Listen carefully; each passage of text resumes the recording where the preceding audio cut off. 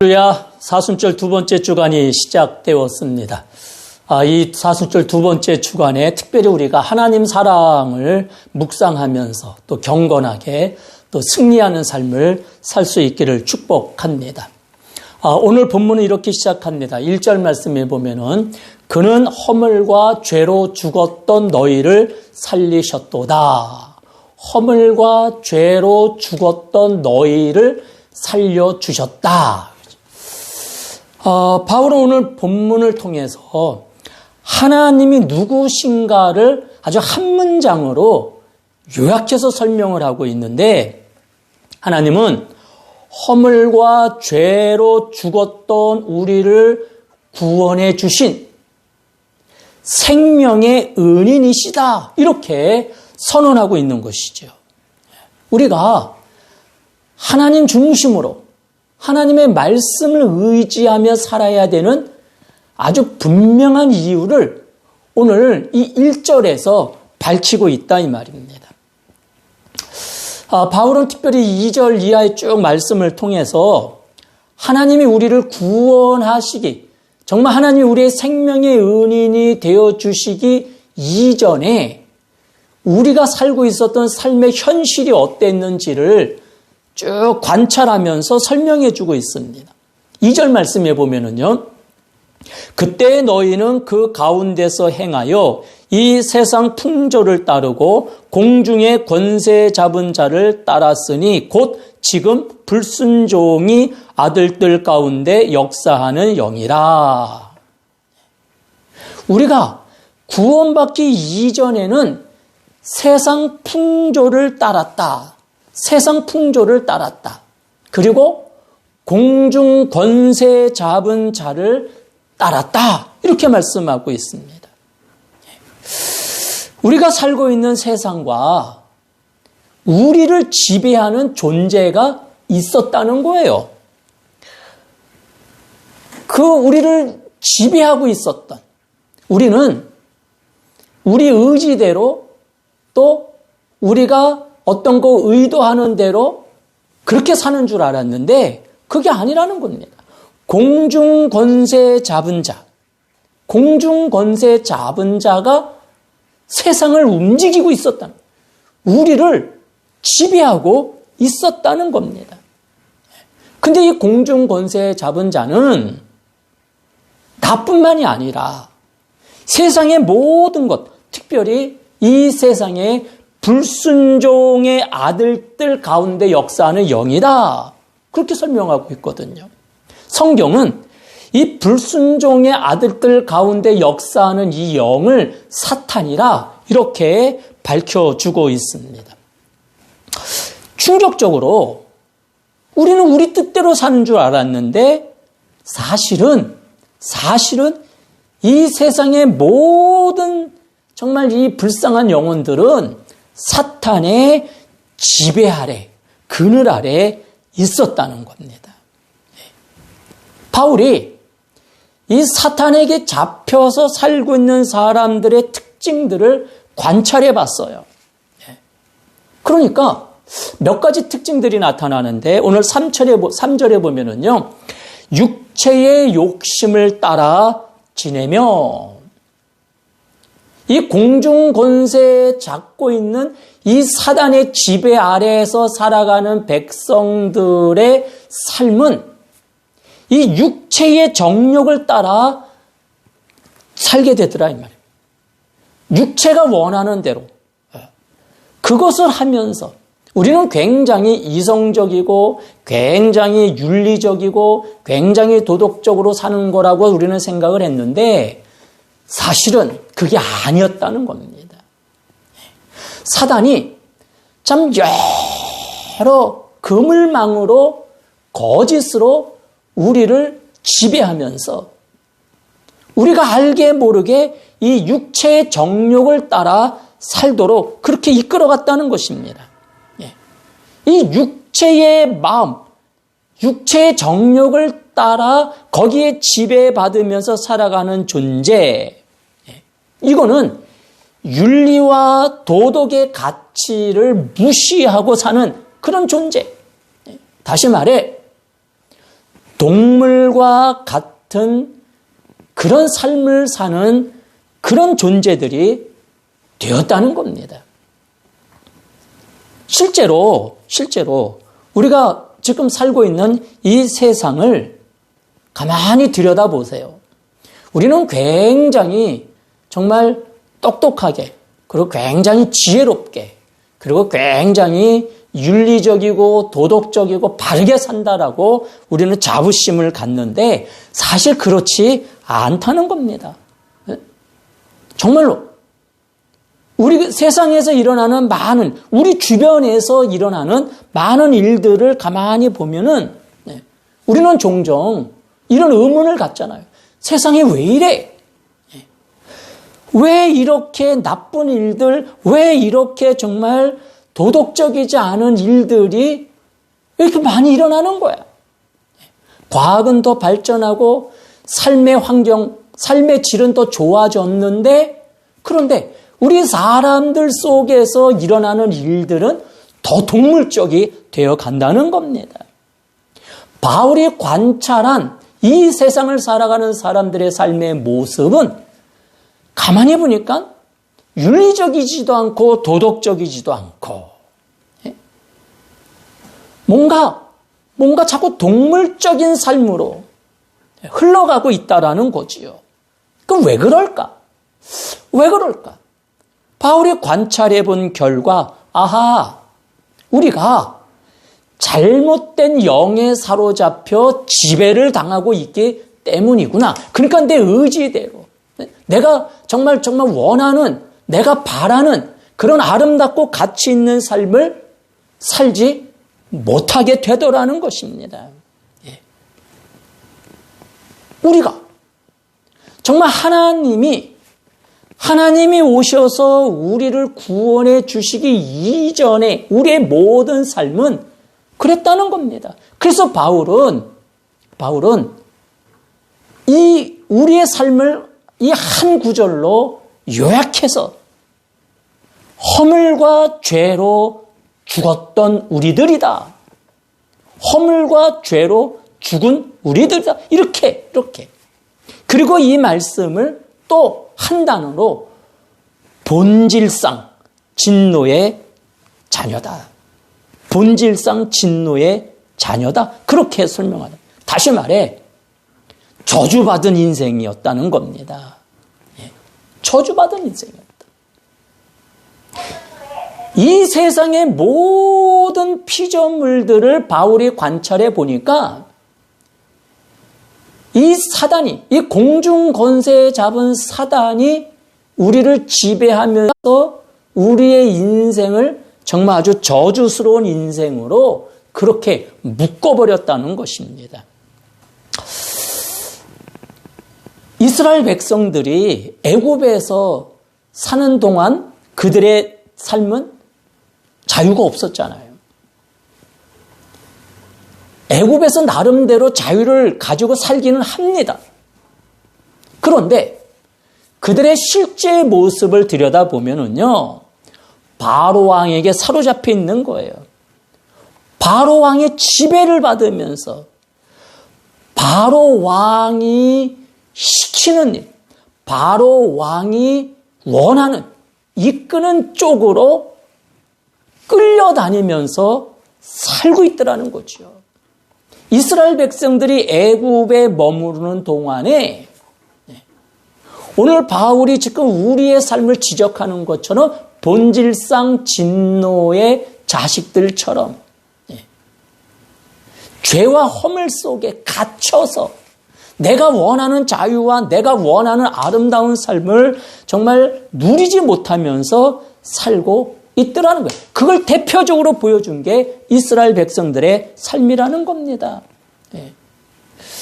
이스라엘 백성들은 애굽에서 정말 저주받은 삶을 살고 있었어요. 자기들이 원하는 삶을 살지 못했다는 겁니다. 그들은 거기서 벗어나길 원했어요. 그러나 아무리 애를 쓰고 아무리 노력을 해도 그 바로의 권세, 그 바로의 지배를 벗어날 수가 없었어요. 그 바로 밑에 바로의 지배를 받고 있는 것이 굉장히 고통스럽고 굉장히 정말 힘겹고 불행하고 그래서 벗어나야 된다는 것을 의식은 하는데 벗어나지를 못했다는 겁니다. 바울이 관찰한 이 세상 사람들의 삶이 그렇다는 거예요. 이 공중 권세에 잡은 사단에 잡혀 있다 보니까 이렇게 살면 안 되는데 우리가 도덕적으로 윤리적으로 또 인격적으로 성숙하게 살아야 되는데 그렇게 우리가 의식을 하고 그렇게 살려고 애는 써보는데 실제 결과는 그렇지가 못하다는 거예요.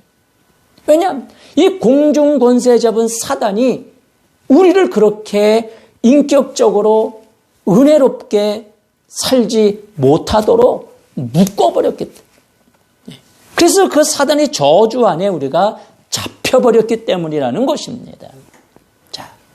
그랬는데 어느 날 하나님은 우리를 구원해내야 되겠다는 계획을 세우시는 거죠. 이게 은혜 아닙니까? 이스라엘 백성들에게도 어느 날 하나님은 모세를 보내서 이스라엘 백성들을 애굽에서 건져내 주시잖아요. 하나님이 모세를 보내기 전까지 그래서 모세가 그 하나님의 능력을 힘입어서 이 백성들을 이끌기 위해서 바로와 싸우기 전까지 이스라엘 백성들에게는 희망이 없었어요. 소망이 없었어요. 그저 그 바로에게 끌려다닐 수밖에 없었습니다. 그런데 하나님이 보내주신 모세가 와서 하나님의 능력과 말씀을 힘입어서 그 바로와 마주서서 싸우고 그러면서 드디어 이스라엘 백성들을 그 애굽에서 엑소더스, 출애굽, 구원, 그 감격을 허락하셨다는 거죠. 이스라엘 백성들에게 있어서 모세는 생명의 은인인 거죠. 그런데 그 모세를 보내주신 분이 하나님이시라는 겁니다. 마찬가지로 하나님은 그 이스라엘 백성들을 사단의 손에서 건져내 주신 것처럼 지금 이 고통당하고 있는 우리들을 건져내 주기 위해서 하나님이 계획을 세우셨다는 거죠.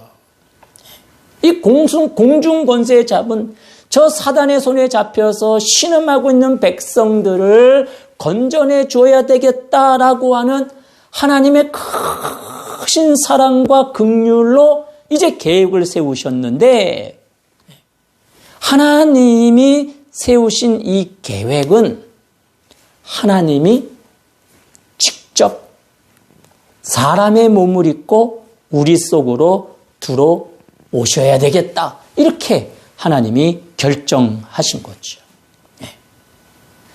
우리가 이 공중 권세에 잡은 사단의 세력에 잡혀서 살면서 우리 몸에 밴 습관들은 우리 방법으로 문제를 빠르게 쉽게 해결하는 것이 우리 몸에 배 있어요. 그런데 하나님은 하나님의 절대 권력을 이용해서 가장 쉽고 빠른 어떤 폭력적인 방법으로 우리를 구원하겠다라고 그렇게 결정하시고 그렇게 일을 처리하신 게 아니라 하나님은 가장 의로운 방법으로 이 세상을 구원하기 위해 가장 의로운 방법을 폭력적인 방법이 아니라 저 공중 권세에 잡은 사단이 즐겨 쓰는 그런 방법이 아니라 하나님은 정의로운 방법으로 우리를 구원하기로 하나님은 결정하셨고 그렇게 일을 추진하셨다는 겁니다. 그러니까 이 하나님이 직접 사람의 몸을 입고 세상으로 들어오셔서 이제 우리를 구원해내는 이 방법은 굉장히 더디고 굉장히 번거롭고 그리고 굉장히 어떤 희생이 필요한 그런 일이었다. 그러니까 절차적으로도 굉장히 복잡합니다. 그런데 하나님은 쉽고 빠른 어떤 폭력적인 방법이나 하나님의 절대 권력으로 어떤 문제를 푸는 것이 아니라 시간이 걸리더라도 의로운 방법으로 일을 진행하고 우리를 구원해내시. 이게 공중권세 잡은 사단이 쓰는 방법과 정말 우리의 생명의 은인이 되시는 하나님의 방법의 근본적인 차이라는 것입니다. 또 이 세상에서 우리 기독교가 가진 강점, 그리고 오랜 핍박 속에서도 주저앉지 않고 또 일어서고 또 그러면서 힘을 발휘할 수 있었던 그 에너지의 원천이 바로 하나님의 공의에 있다는 것입니다. 편법이나 어떤 폭력이나 거짓이나 이런 수단을 통해서가 아니라 정의로운 방법으로 하나님이 일을 하셨기 때문에 우리는 그 하나님이 행하신 그 일에 우리는 더 존경을 표하고 그 하나님이 하신 그 놀라우신 공의의 그 사랑, 그 섬기심과 그 은혜에 감격해하며 따르는 것이다 이 말입니다. 이게 기독교의 힘이고 기독교의 어떤 정체성이라고 말할 수 있는 것입니다. 사단의 방법은 육체의 정욕과 어떤 어둠의 힘을 앞세워서 일을 하지만은 우리 하나님은 항상 의로운 방법으로 문제를 풀어가시는 거예요. 그러니까 출발점이 다른 거예요. 이 공중권세에 잡은 이 세상을 지배하는 사단이 줄겨 쓰는 방법하고 하나님이 줄겨 쓰시는 방법은 전혀 다른 거예요. 전혀 다른 거예요.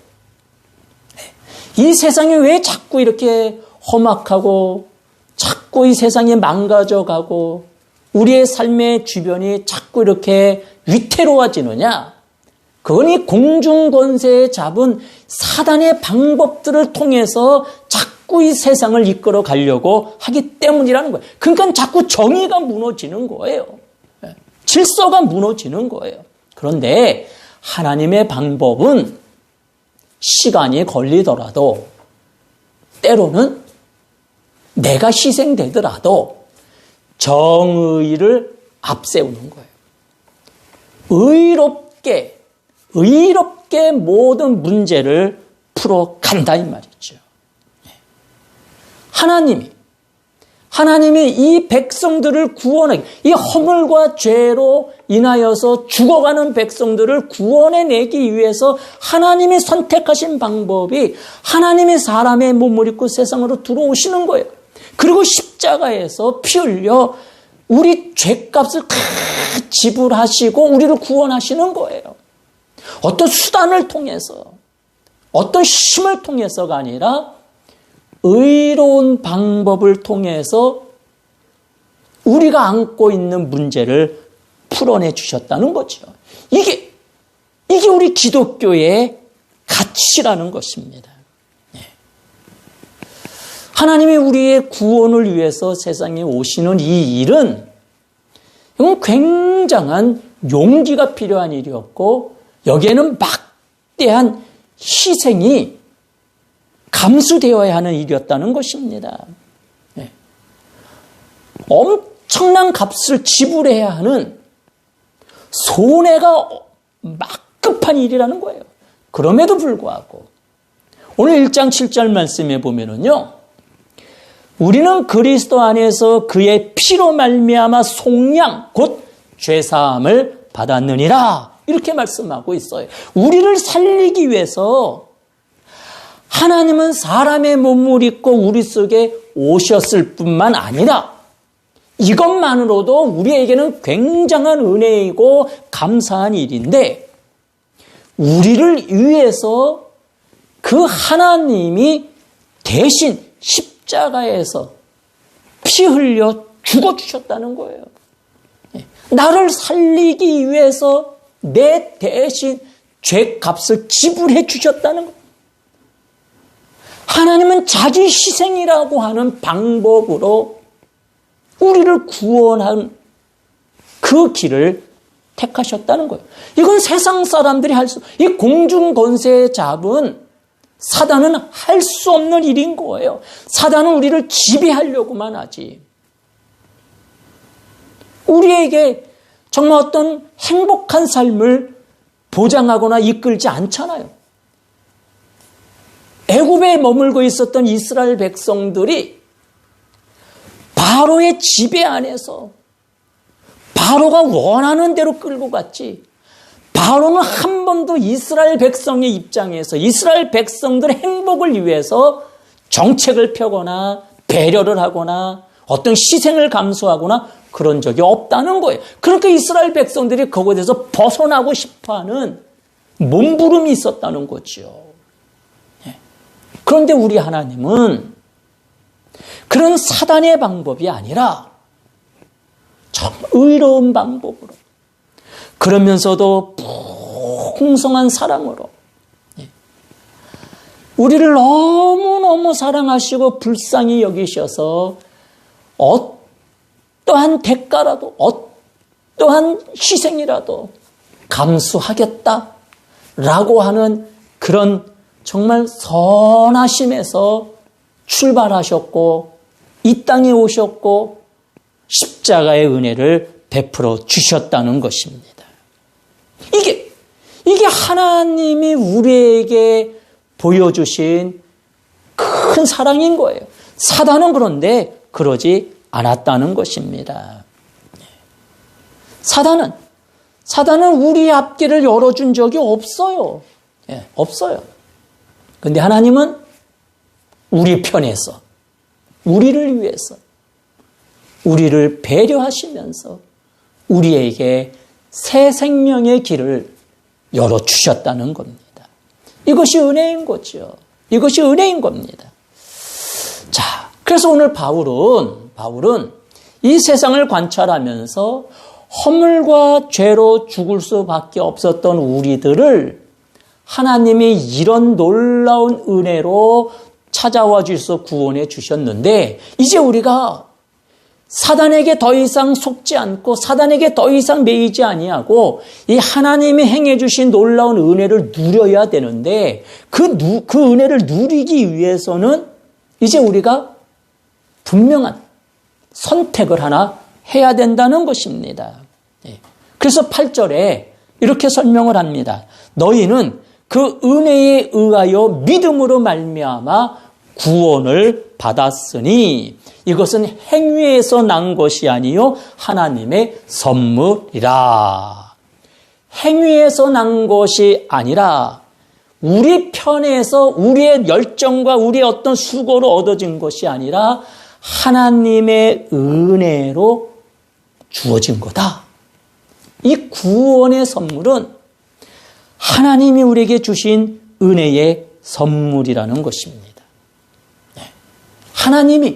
하나님이 우리에게 주신 정말 최고의 선물은 우리에게 구원의 은혜를 주셨다는 거죠. 다시 말해 사단의 손에서 이제 벗어나서 정말 새 출발할 수 있는 기회를 주셨다는 것입니다.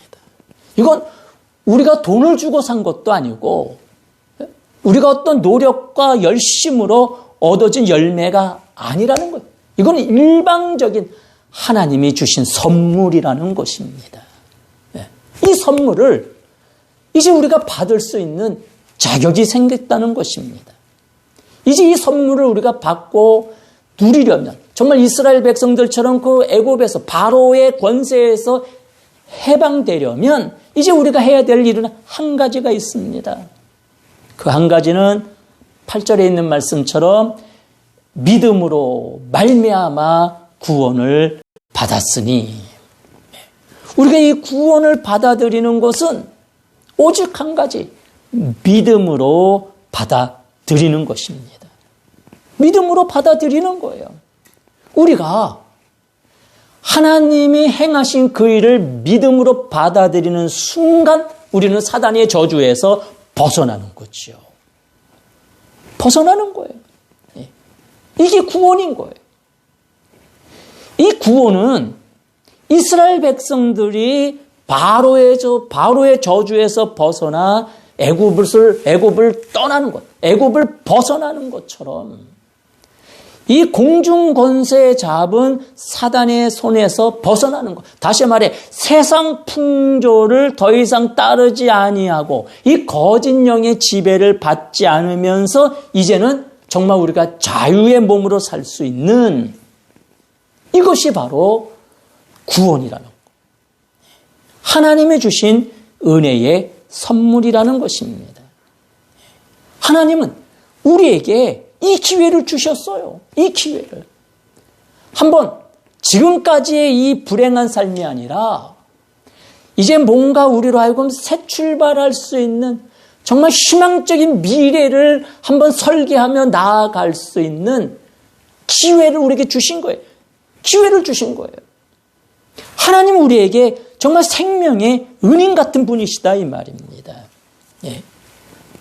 지금까지는 우리가 이 사단에게 속아서 우리를 지배하는 이 불순종 속에 역사하는 그 영에 우리가 사로잡혀 거기에 이끌려서 그것을 벗어나지 못해서 정말 우리가 이렇게 살았지만은 이제부터는 믿음으로 말씀을 받아들이고 이 구원의 하나님의 놀라운 행하신 일들을 아멘으로 받아들이고 이제 그 하나님의 말씀을 의지하면서 우리가 살아가기만 한다면 우리의 삶은, 우리의 미래는 정말 달라질 거라는 것입니다. 달라질 거라는 거예요. 사도 바울은 갈라디아서 5장 1절에서 그래서 이렇게 또 설명했습니다. 그리스도께서 우리를 자유롭게 하려고 자유를 주셨으니 그러므로 굳건하게 서서 다시는 종의 멍에를 매지 말아라.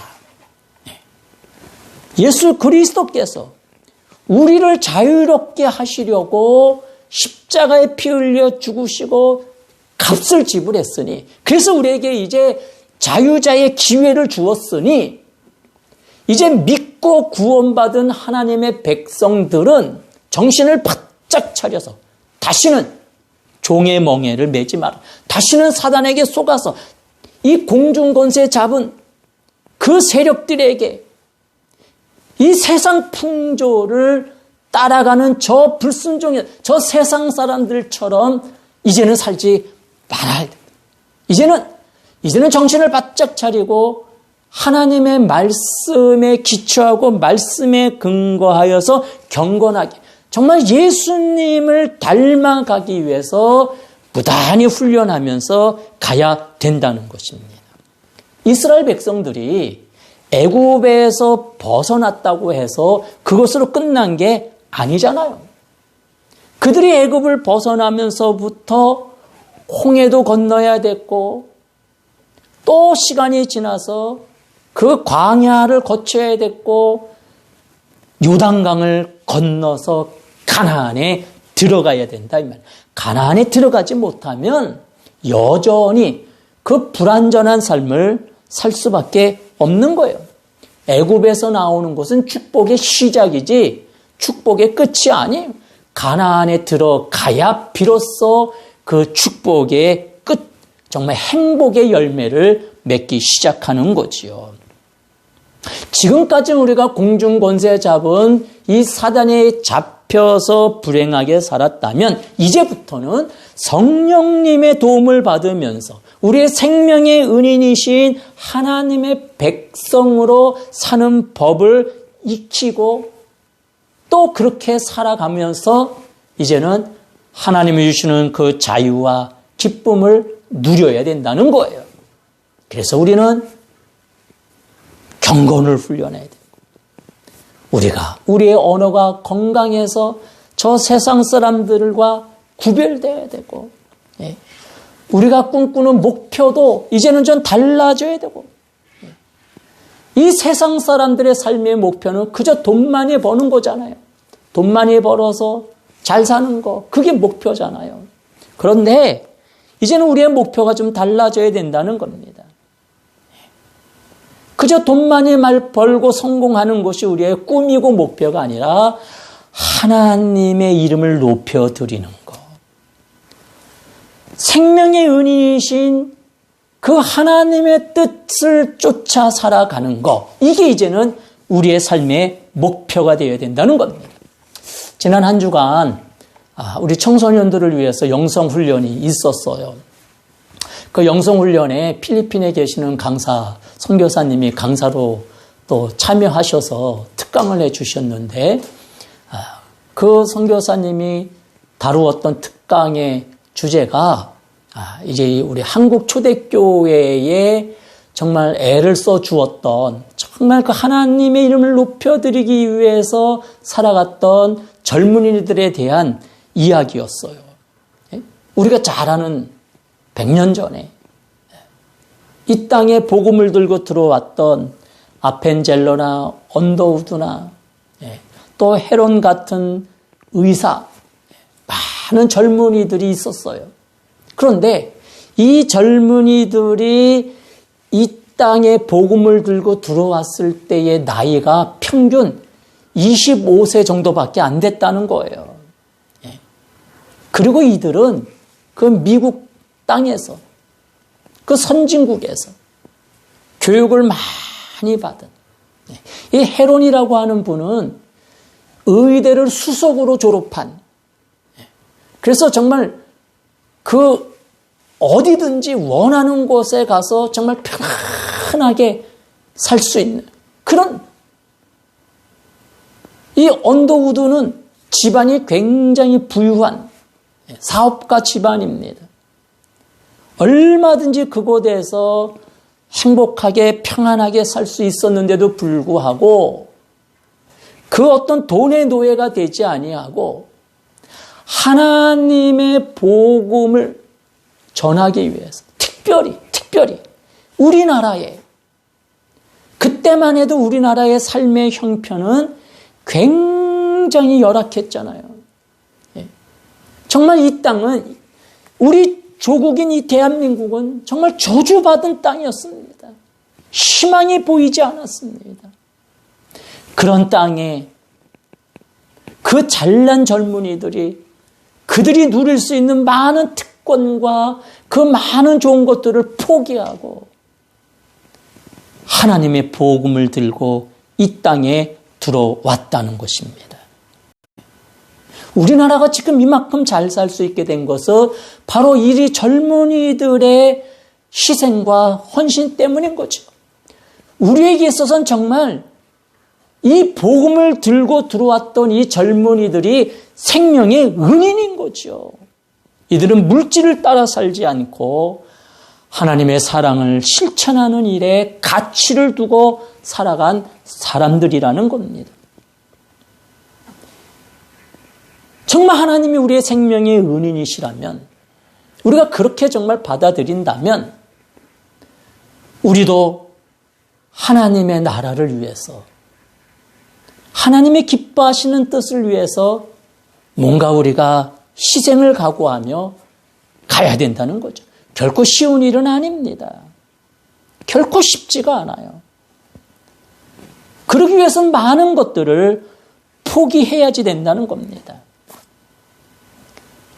그 알렐이나 언더우드나 또 아펜젤러나 이런 분들이 그들의 기득권을 다 포기하고 그 희생을 각오하며 달려올 수 있었던 것처럼 그런 정말 하나님의 나라를 향한 열정을 우리가 가지고 가야 된다는 것입니다. 이스라엘 백성들이 그 애굽에서 구원받아 엑소더스는 했지만은 그들이 앞으로 가나안에 들어가기까지 넘어야 될 산들이 참 많았습니다. 홍해도 가로막았고 일용할 양식이 다 떨어져서 또 그들은 근심하며 두려움에 있어야 됐고 참 많은 숙제들이 있었습니다. 그러나 그들은 하나씩 한 걸음씩 문제를 풀어가면서 또 그러는 가운데 하나님이 함께 하심과 하나님이 정말 우리를 지켜주고 계시다고 하는 은혜들을 경험하고 체험하면서 조금씩 믿음이 자라가고 그러면서 그 애굽으로부터 점점 멀어지는 거죠. 이 공중권세에 잡은 사단의 세력으로부터 이제 우리는 조금씩 멀어져야 된다는 거예요. 이 사순절 기간 동안에 특별히 우리는 이 훈련을 통해서 경건한 하나님의 백성들로 일어나야 된다는 거예요. 그동안 우리 몸에 밴 세상 방식을 이제는 우리가 끊어내고 이제는 하나님의 방식으로 문제를 바라보고 또 풀어가는 그런 힘을 우리는 키워가야 된다는 것입니다. 하나님이 이 세상적인 방법으로 문제를 풀려고 하지 않으셨던 것처럼 하나님은 우리를 구원해야 되겠다고 하는 그 큰 계획을 세우시고 이 일이 굉장히 어렵고 쉽지 않다는 것을 아시면서도 그러나 하나님은 정말 이 공중 권세 잡은 사단처럼 쉬운 방법으로 그냥 무력으로 하나님의 절대 권력으로 그 전능하심으로 강압적으로 이것을 풀어내지 아니하시고 하나님은 공의로운 방법으로 하나님의 의를 앞세우시면서 사람의 몸을 입고 들어오기로 큰 결단을 하시고 거기에 머무르신 것이 아니라 또 더 내려가셔서 희생하시고 피 흘리시고 죽으시고 내가 치러야 될 값을 대신 갚아주셔서 그래서 완전히 우리를 건져내 주신 것처럼 우리는 이 큰 사랑을 이번 사순절 기간 동안에 또 묵상하고 그러면서 우리 하나님이 얼마나 우리에게 생명의 은인이신지 하나님으로부터 받은 은혜와 사랑이 얼마나 큰지 이걸 우리가 또 묵상하고 감사하면서 어떻게 해서든지 이제는 저 세상 사람들의 삶의 방식을 벗어나서 이제는 하나님의 방식으로 살 것을 다짐하고 결심하고 가야 된다는 겁니다. 이 땅에 우리 선교사들이 들어와서 이 저주받은 땅을 이렇게 축복의 땅으로 바꾸어 낸 것처럼 이제 우리가 이 일을 감당하고자 하는 그런 의지와 결심, 용기를 가지고 출발해야 한다는 거지요. 우리가 이런 자세로 간다면 오늘 바울이 허물과 죄로 죽었던 너희를 살리기 위해서 우리 하나님이 행하신 일이 얼마나 크고 놀라운지를 다시 한번 되새김하는 그런 묵상의 시간을 가질 필요가 있는 거죠. 이번 사순절 기간에 우리 모두 새로워지기를 축복하며 그래서 우리의 삶이 더 행복해지고 우리 행복한 모습으로 인하여서 우리 주변이 행복해지는 그런 정말 도미노와 같이 하나님의 은혜와 축복이 흘러들어가는 역사가 시작되기를 축복합니다. 기도하겠습니다. 사랑의 주님, 이번 사순절 기간에 하나님의 사랑이 얼마나 큰지를 다시 한번 묵상하며 깨닫기를 소원합니다. 하나님 우리의 생명의 은인이십니다. 하나님이 행하셨던 그 공의로움을 우리가 따라가기를 원합니다. 우리 몸에 배어있는 그릇된 습관들과 저 세상 방식으로 세상 사람들이 추구하는 그 모든 것들에 정말 우리가 이제는 눈을 빼앗기지 아니하고 우리 마음을 빼앗기지 아니하고 이제는 우리가 돌아서서 정말 하나님의 백성답게 살아갈 수 있게 해 주시옵소서. 아버지 우리의 삶의 목표가 정말 이 땅에서 성공하는 것이 아니라 하나님의 이름을 높이는 것임을 우리가 아버지 다시 한번 목표 수정을 하면서 새 출발할 수 있게 해 주시옵소서. 예수님 이름으로 기도드립니다. 아멘.